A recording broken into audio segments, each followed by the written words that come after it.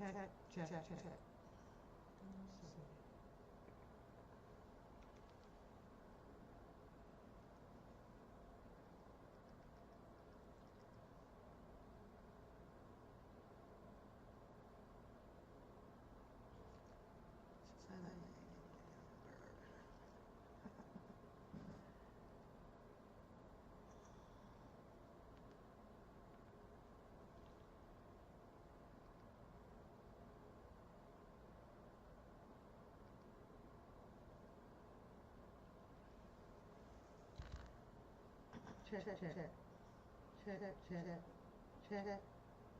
Check.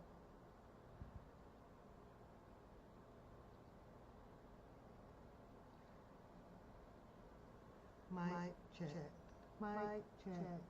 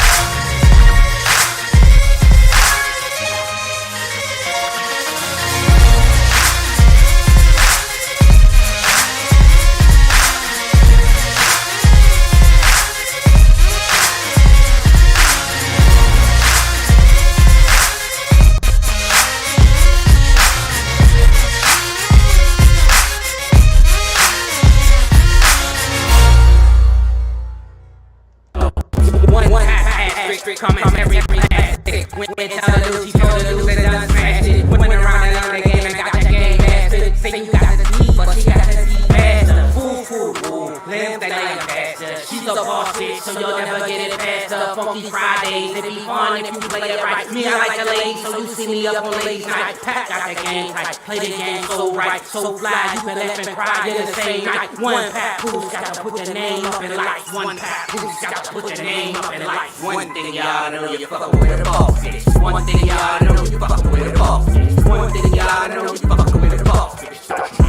Hello everybody. Hello.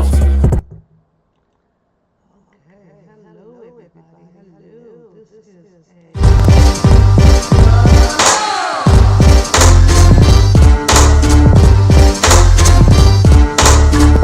testing the live. Testing the live. Okay. Haven't been over here on Streamlabs in quite some time, so I'm just testing the live. Seeing if I can get someone in and let me know how the sound. Can I get a sound check? A little. I'll turn to the phone, check it out myself. But yeah, I'm trying to see. if it sounds okay. However, I've been a little bit optimistic about coming on because as I watch the internet and look at people share their different views and values of three horrific incidents that went on this past week, I don't know how people may be feeling. I do not know. However, let me get this up right quick. Guess I should have done that. Let me get into this. We had three tragic events this week. And it all happened to circumvent around, some of it a political stance, some of it a sociopathic stance, in the other one, I kind of don't know what to call that one. Who do we have first? We had the, when I turned on the news, or YouTube, or Instagram, or Twitter, kind of flooded pretty bad out there. But I just so happened to click on it, and I was like, I kind of remember that guy. I used to watch those debates with the college students so sitting around in a big circle waiting for that time of buzzer to start and end before one or the other opponent or debater, I guess I should say, would rush to that chair to debate against Charlie Kirk. So I remember watching that some time ago. I think I watched a couple of episodes of it, and some of them would get pretty heated, and some of them would be okay. But you had a whole bunch of college students that would be sitting around trying to also express how they felt about different subject matters that was introduced pretty much so by Charlie Kirk. And I don't know, I found a little bit of disinterest in the story or in the subject because I felt that Charlie Kirk would never allow the college students to pretty much, get their point of view across. He always found some type of sarcastic way to, circumvent around them to, in my opinion, make them feel as if they didn't know what they was talking about, or if they were challenging their intelligence level and things of sort. So, and they were harmful, and I get that, but there's a lot of people that after this tragic situation occurred, when I go back and look at it, it seems to have been acknowledged with a lot of respect out there. So I don't know, but I was watching it, and when this happened, I happened to be at work, and friend showed me the actual video of it. And I was like, what? I was totally like in shock, But my first thought that came to mind was, wow, could this have been like one of the guys that actually debated against him, or was this just a sideliner who were listening to the debates and becoming angry as he listened to the debates? I also asked a friend of mine, how is it that people can say that, oh, well, that person is Democrat, or that person is a Republican, until as that person expressed their opinion, and I kind of got a little bit of understanding about it. I was like, oh, okay, I guess you can identify a person depending on the actions of that person, whether they are against a political person that you like, or a political person that you don't like. So, it's like listening to all this, and most of the crowd comments and stuff was like, oh no, it's a Democrat, it's a Democrat. And that took me back to thinking the development of Democrat and Republicans and our history. And as I kind of dug into that, I actually found that having these difference in opinions on opposing sides had no intent for it to become a world-out war against each other, but it did. People different values and views, as you express them openly, and having these type of incidents happen, tragic incidents happen, can also show you that, or it makes you apprehensive about sharing your views and opinions, and this is why a whole lot of people sit back and just choose to hold it in, because you never know, who's in the back or who's up on top or whatever, that is just totally in disagreement of what you're saying, and can develop an idea to come out and do detrimental harm to you, like this. And with Charlie Kirk, it's taking his life for it.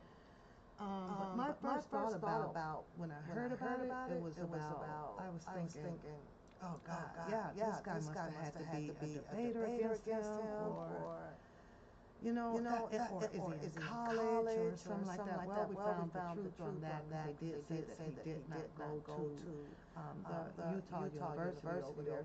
So it's crazy.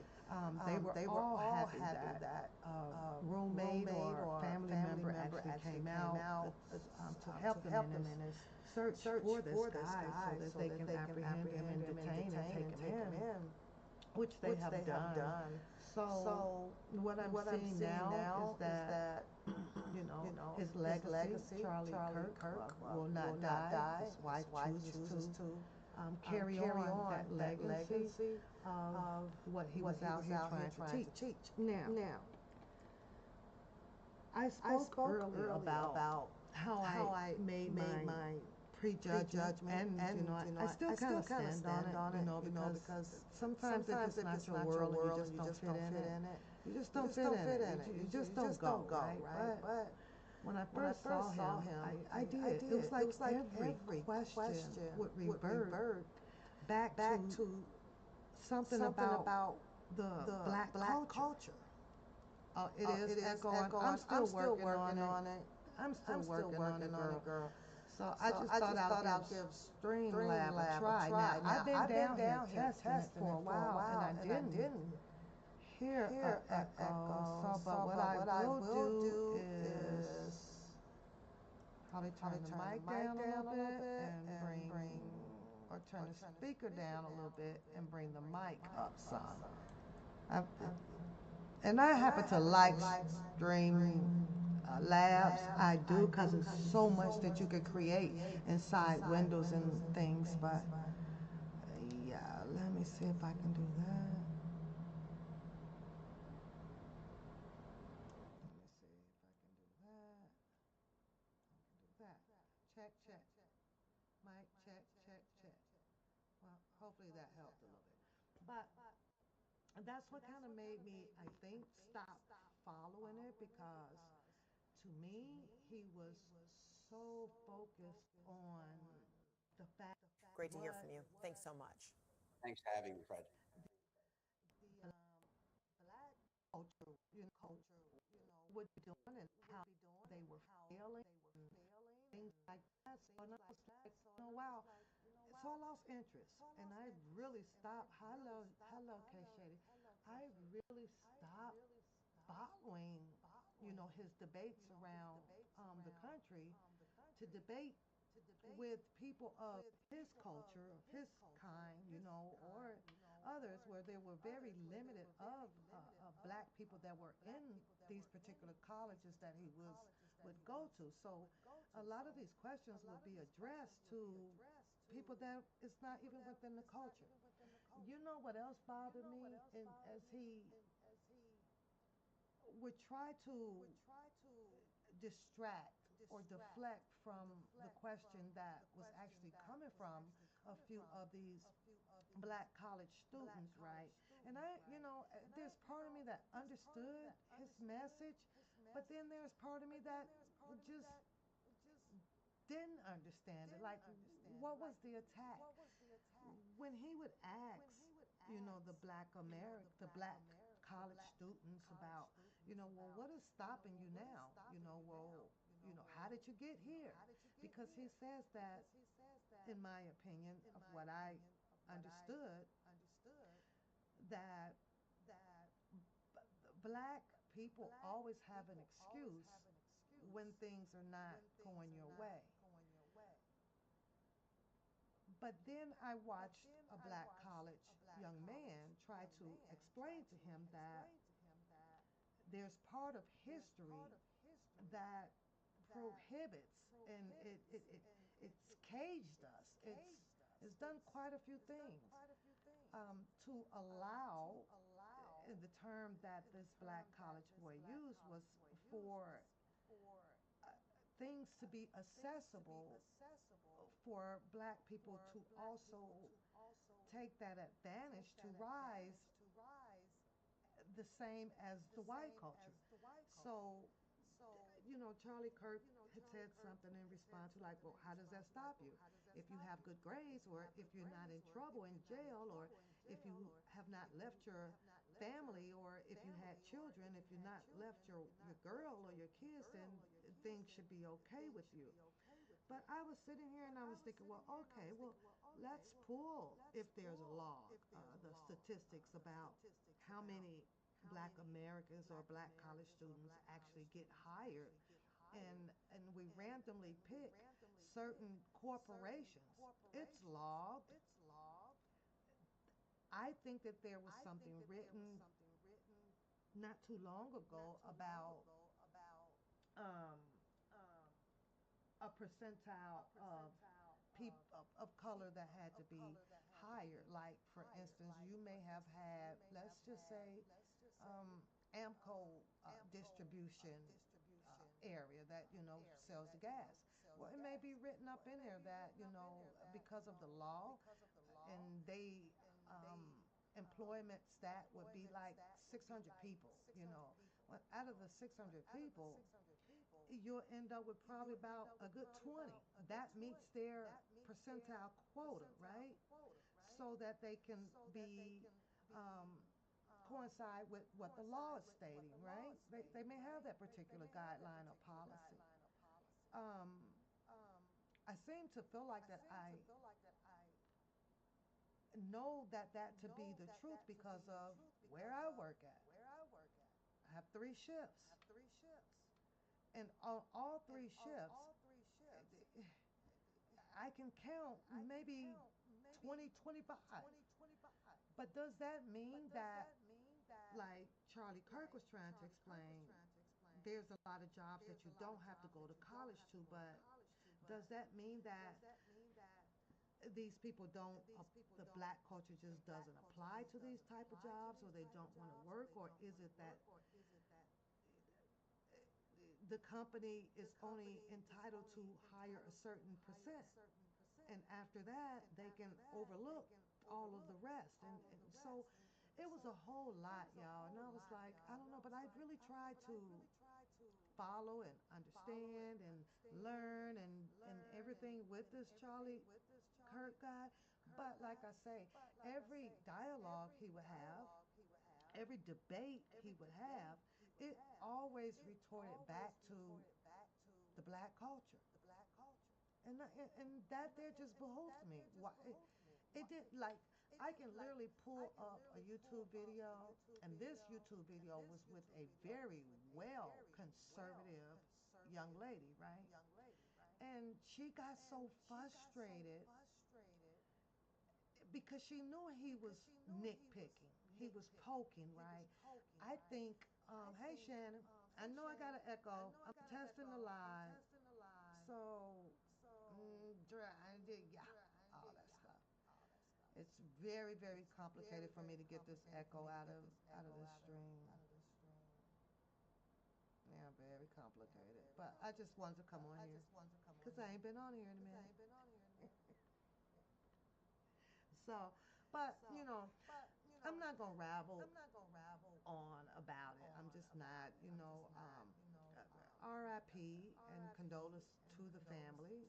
Trump is headed to the funeral, and I'm sure he's going to have a whole lot of more, political, high standard people out at the funeral. But yeah, this shit it happens. But I think this is why I choose to not get into nothing political, because you just never know, man. Shit is scary.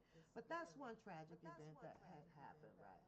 I want to see what these people are saying on here, so let's hold on a second. I'm just testing my live because I want to see if I can bring it up. So, yeah, I can. There we go. You on, this 33-hour manhunt, then the apprehension of Robinson's, largely because his own father and others recognized him in the picture. Correct. And, it was 33 hours and there was a lot of, bravado when there was finally a press conference. But the truth is they had no idea who he was, what kind of car he was driving, what his name was, how old he was, whether he was a student there. If this young man had not contacted his roommate with these messages and been captured on university security footage, which was put out by the media, I don't know that we would know right now who he was. But once his father saw him on that very well publicized footage of all of the security footage from the shooting, he recognized his own son. And be very clear, there were no warning signs. This is not anybody who has a criminal history or any history that we know of mental illness. This is a family that is conservative, Republican, Mormon. His father is a sheriff, a law enforcement officer from a really good family, by all accounts, with two younger brothers. There were no signs. But when that father recognized his own son, confronted him, received a confession of sorts from him, an implication that he was indeed the shooter, and then very carefully reached out to a family friend, a minister in their church, who coordinated the surrender of Tyler to the authorities. But without the family's cooperation, Tyler had intended to kill himself. He told his father he would rather be dead than arrested. It's pretty long. It's a fascinating sequence of events, and like you just described, that kind of intervention with the parent who said, wait a minute, let's talk about this, and being confronted by the parent.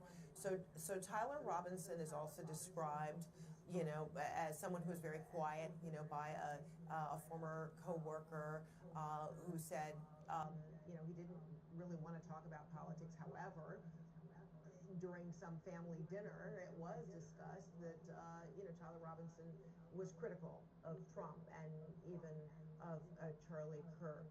So what would you be looking for to try to understand why Robinson would have resorted, allegedly, to this? Well, I look very, as a professor, I look at the fact that he was a presidential scholar coming out of high school, and incredibly bright, 34 out of 36 on the ACT, which means he got basically a full ride at Utah State, but he only lasted one semester. And I have to ask why, because he had so much potential, academic potential. Very often I see this in college freshmen. The change to college is very abrupt, and they find themselves in a pit of depression. What happened to him over the last 4 years? He has been apprenticing as an electrician, but I wonder if he's always felt out of sync, that the profession that he's studying for and practicing is really not in sync with his academic ability. I'm going to say something a little courageous here. I think that if you want to think of Charlie Kirk and Tyler Robinson as more alike than unalike, just kind of two opposite sides of the same coin, incredibly intelligent young men, but at some point there was a void or a hole in the heart of this alleged shooter, and he filled it with political vitriol. But according to his friends, he wasn't right or left.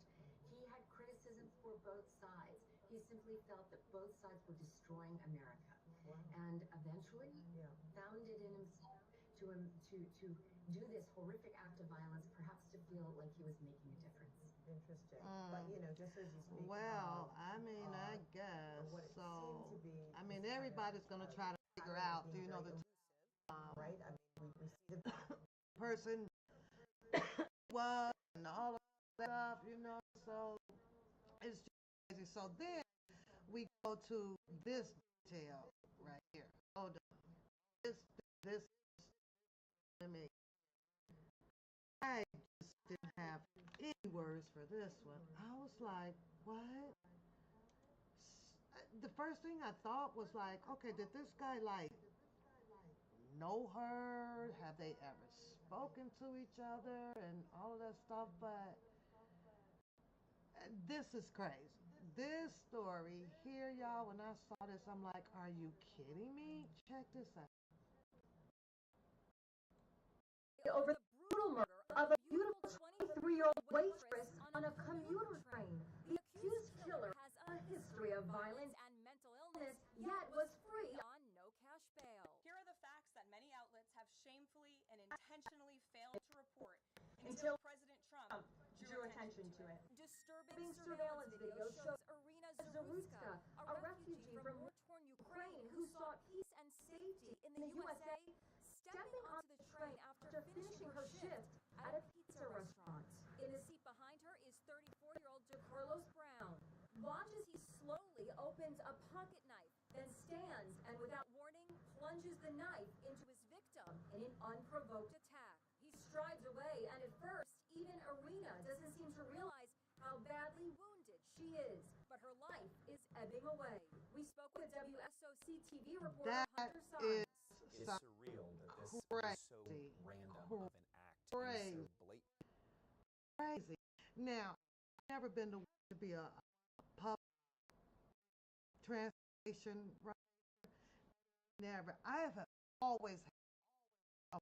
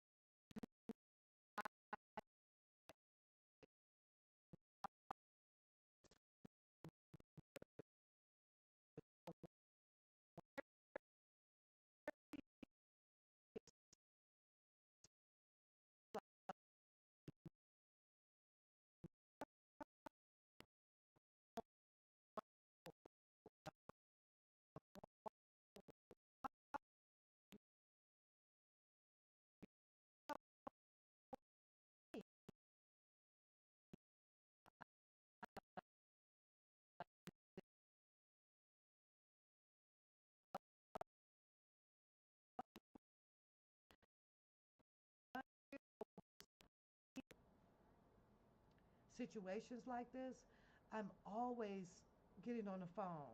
Coda, be careful. Coda, watch her surroundings. I call all my girls. Be careful when you're getting out the car. Watch your surroundings. Pay attention to who is probably getting in your space. If you don't have to, let's stop it.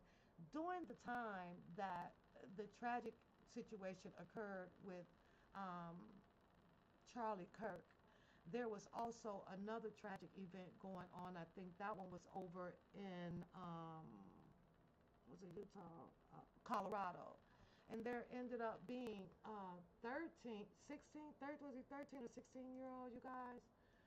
And I'm like, all of this happened.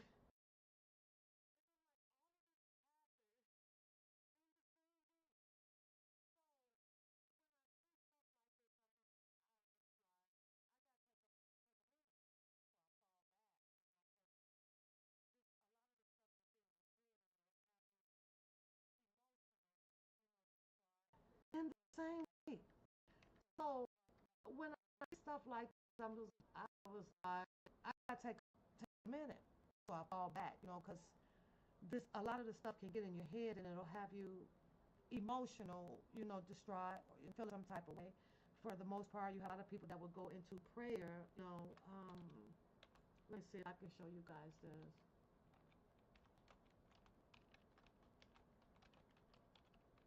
This was going on the same time that the situation occurred with what's his name, Charlie Kirk, and I'm like, are you kidding me? This is crazy. Let me see if I can find this one.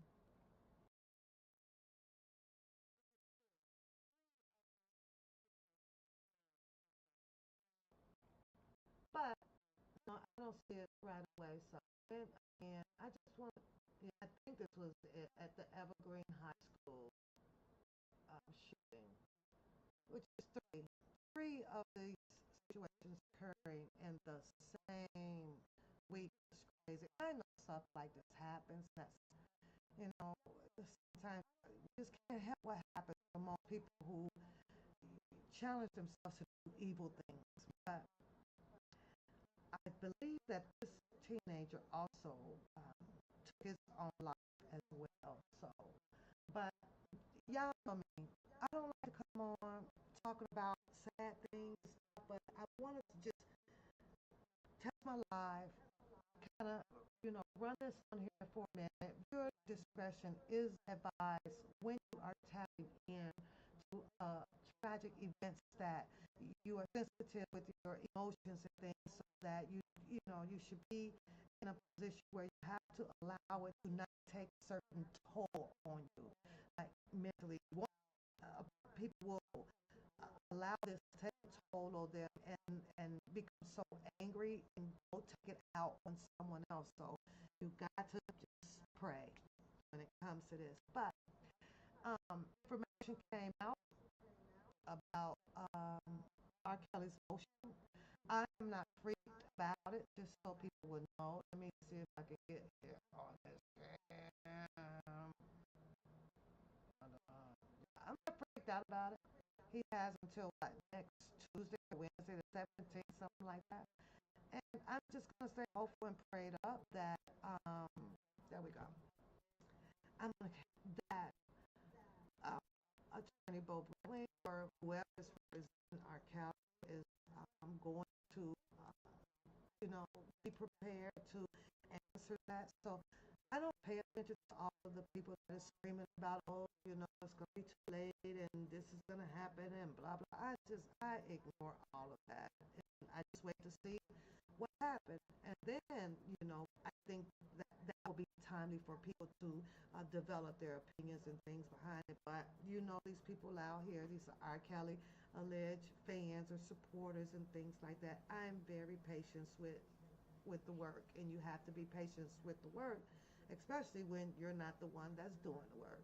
So, and you just pray on it. But um, he has until the 17th. So, see if he'll respond with some answers, and hopefully things will still work in R. Kelly's favor to continue out his lawsuit with what he's choosing to sue these people for. So, but that's all. I just came on to say that. I'm going to continue to try to work on this stream because I always have an echo on here and I can't stand it. Also, let me see, I can copy. Let me see this before I get off. And there's another thing though. I'm doing my community post. I try to stay involved with the community out here. But I just want to let y'all know, I don't see you guys staying, you know, in tune with me and things like that. So I'm just pretty much going to keep posting, going to keep going live and things like that. But I'll run my lives and I'll probably just jump on and jump off. So Shannon, thank you. I appreciate you. You are always and still are hanging and chilling with Pap over here on her channel. So I appreciate that very much so. But I also know that when it's time for people to move on, it's time for it to move on. But I'm going to still be doing my thing over here. So with or without the people. And that's how I just kind of got to rock because I still love my YouTube channel. I'm now trying to get my TikTok going. I hope that you guys are enjoying the little shorts that I post, sharing some of my family, my grandkids and things like that. But I'm still going to be here. However, I still have that main priority, and that's my job, my career that I still have to do. But now I'm going to learn how to put the link into this chat and also be able to have people come up over on here. I got to still work out. Oh, it's saying YouTube is not receiving enough video to maintain smooth streaming as such, so viewers will experience buffering. Okay, open widget. Oh, no, it won't do that. Okay, so the stream status is 4.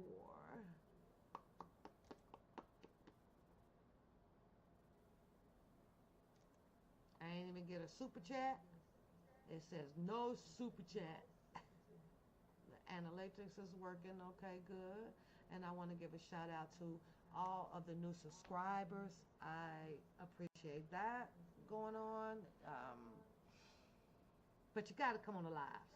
Got to turn on the notifications. Got to get engaged, involved into the channel. So, okay, let me see if I can pin. Will it let me? Yep, it will let me pin. What the hell? There it is. Oh, see, last time I've been on here, they didn't have that feature over here. Now I can pin that without opening this Streamlab up on an actual web page, because I would have to do it that way. Now, if I try to go up on my volume, I get my echo. So it's got something to do with my input and my output. Now it's saying that I have excellent connection. And I can tell that the echo is not as bad. Oh, okay. Alrighty. Let me see what else I can do. Oh, this is cool. Okay.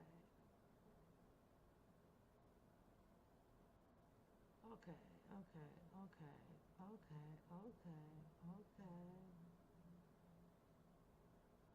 Oh, that's a remove. That'll take you off the chat. Shannon. Maybe I'll just let it run. Maybe I'll do that. I'm gonna close this one out and be done. So, oh, you can actually edit it too. That's what's up.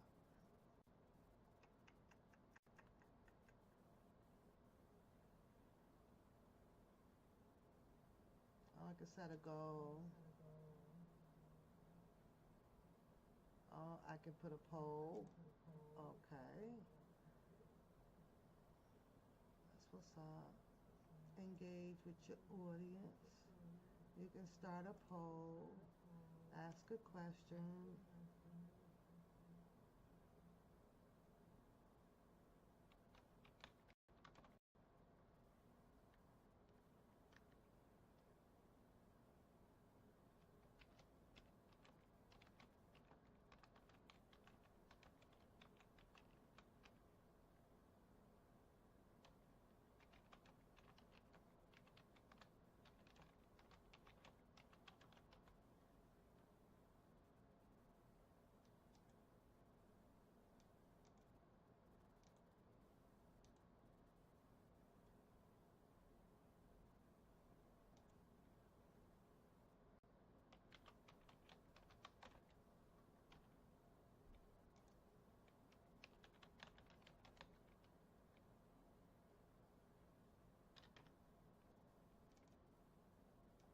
Okay, I want to see if I could do that. Start the poll. Oh, there. Okay. I learned how to do that. That's what's up.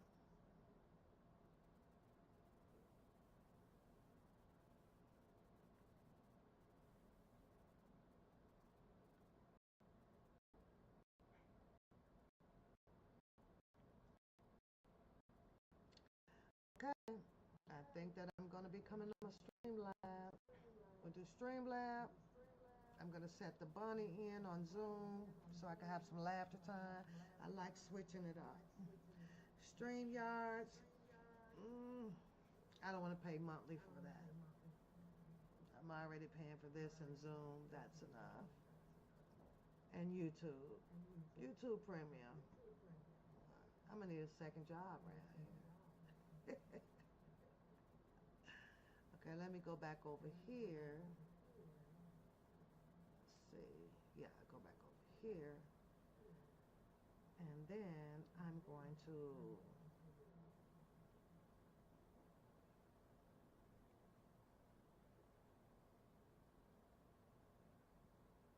if I can. There we go.